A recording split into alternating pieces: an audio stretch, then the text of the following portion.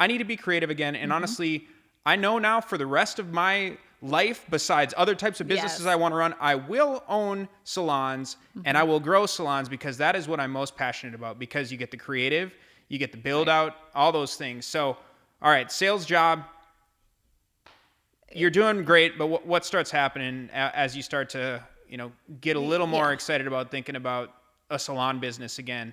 Well, I mean, even with the sales job, now, before when I was in education, people always talked to me about business. But now, I'm trying to show my value to them, I think because they're going to make more sales for me. So I'm telling them about my past, who I am. I'm new, newish in their world. Maybe maybe they didn't know me from the education part. A lot of them did. So I'm trying to show them value, what my knowledge is and my background. And they're actually just wanting me to talk business all the time. Right.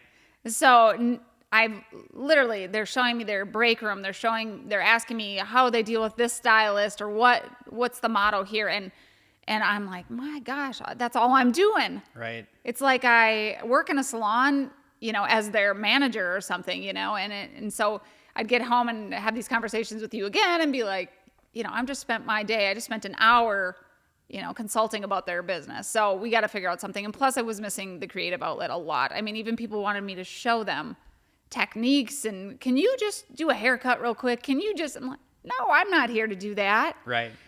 So it's getting really bored. So decided I'm going to do a suite. I'm going to just, it'll fulfill the creative outlet and I can do this little suite. You and I talked about it. You're like, that's enough. I think that'll work. Right. Yeah. And then what happened, Jeff? It didn't work for very long. No, it didn't.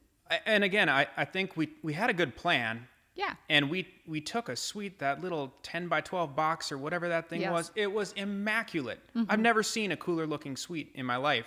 So you made it your own, and the build out kept you pretty happy for about till we got done with it. And then you got your first clients in. And again, the one point I want to make that I don't think can ever be, repeated enough is every single salon we're going to talk about, which I guess will be 5 in total at least at this point in time, right, including the suite, was 0 clients starting. Right. Every market, you had 0 clients. So this wasn't like starting with a group of friends. We lived here for 10 years and we just like, all of a sudden everybody's coming. We know nobody. We're pretty much each other's only friends just because that's how we roll, at least at that point in time. I got friends. I once had friends too. But anyway, we had each other. You decide that you're going to move into this suite, and about as fast as you do that, you decide you don't want to do the suite anymore. Well, it wasn't that fast. I love the remodel part. I went to school. I went to school first for interior decorating, so I really loved designing and stuff like that. So that part is always fun for me. So that'll definitely keep me interested until it's done.